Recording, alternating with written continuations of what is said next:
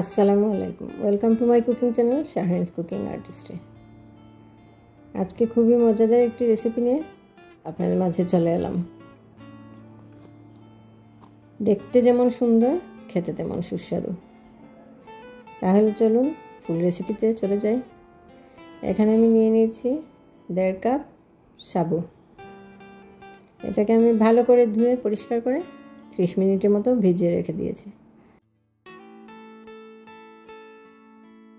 ভেজানোর পর ফুলে একদম বড় বড় হয়ে গেছে। এখন আমি একটি পাতিলে প্রয়োজন মতো পানি নিয়ে নিলাম। এটা বলক আসার সাথে সাথে আমি সাবুদানাগুলো ছেড়ে দিচ্ছি। এটাকে আমি ভালো করে জাল করব, 15 মিনিটের মতো এটাকে জাল করব। করলে এটা ফুলে একদম বড় বড় সাদা সাদা হয়ে যাবে।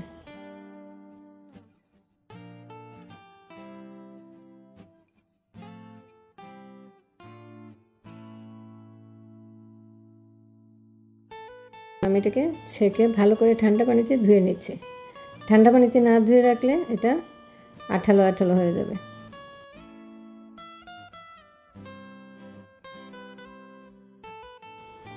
এখন এদিকে একটি পাতিলের মধ্যে নিয়ে নিলাম 1 লিটার দুধ। 1 লিটার দুধকে আমি জাল করে 600 ml করে নিয়েছি। দিয়ে দিলাম কনডেন্স মিল্ক 4 টেবিল চামচ। তাহলে দুধটা আরও বেশি ঘন এবং ক্রিমি হবে।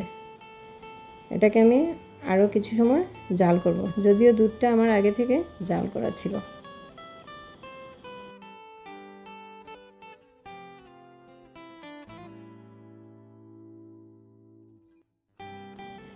আমি যে রেসিপিটি তৈরি করছি তা হলো তালের পায়েস।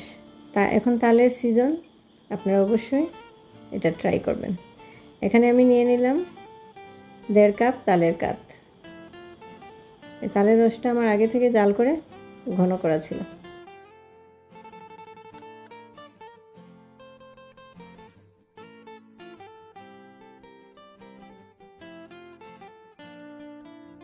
চিনি 6 টেবিল চামচ।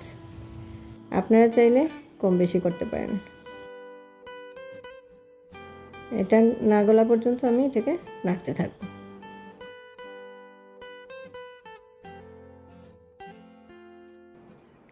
এখন দিয়ে দিচ্ছি সেদ্ধ করে রাখা সাবু। দিয়ে আমি এটাকে অনবরত নাড়তে থাকবো, না হলে দলা দলা হয়ে যাবে।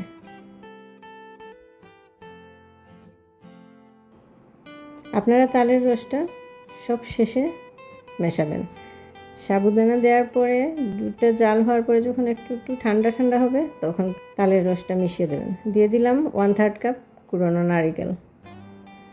তালের রসে অনেক সময় দুধটা কিন্তু ফেটে যায়। আমার দুধ ফাটেনি, আমি দিয়ে দিয়েছি, ভুলে ভুলে দিয়ে দিয়েছি। কিন্তু এটা আসলে দুধটা পুরাটা রান্না হওয়ার পরে দুধটা যখন একটু ঠান্ডা ঠান্ডা হবে তখন তালের রসটা মিশিয়ে দেবেন। তাহলে এতে করে দুধ ফাটার আর কোনো চান্স থাকে না। রেসিপিটি আপনাদের কেমন লেগেছে অবশ্যই কমেন্ট করতে ভুলবেন না প্লিজ। এত সুস্বাদু এই রেসিপিটি আসলে আপনারা ট্রাই করে এর স্বাদটা উপভোগ করবেন। আরেকটা তালের পায়েসের রেসিপি আমার চ্যানেলে দেওয়া আছে, এটা হলো পোলার চাল দিয়ে তৈরি করা। লিঙ্ক দেওয়া থাকবে, চাইলে দেখে নিতে পারেন।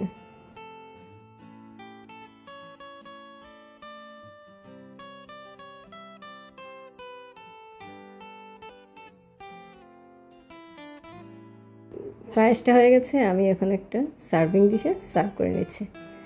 দিয়ে দিচ্ছি কাজু ও পেস্তা বাদাম গুঁড়ো। এটা দিয়ে আমি সাজিয়ে দিচ্ছি।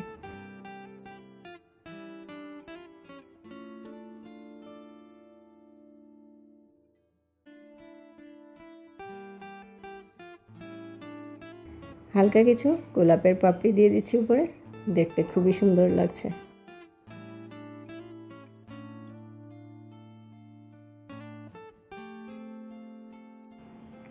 মনের মাধুরী মিশিয়ে যত কিছু সাজাবেন ততই সুন্দর। এটা সম্পূর্ণ আপনার নিজের রুচির কাছে। যে যত বেশি ডেকোরেশন করবে, যে যত বেশি সুন্দর করতে চাইবে, এতই সুন্দর এবং এতই সুস্বাদু। একদম ঘন ঘন ক্ষীর ক্ষীর একটা পায়েস হয়েছে, খুবই সুস্বাদু ছিল। রেসিপিটি যদি ভালো লেগে থাকে তাহলে অবশ্যই একটা লাইক, কমেন্ট ও ফলো দিয়ে আমার সাথে থাকবেন। আর ইউটিউব থেকে যারা দেখছেন তারা একটা সাবস্ক্রাইব করে দিবেন, লাইক ও কমেন্ট তো অবশ্যই করবেন। পরবর্তী রেসিপি দেখার আমন্ত্রণ রইল।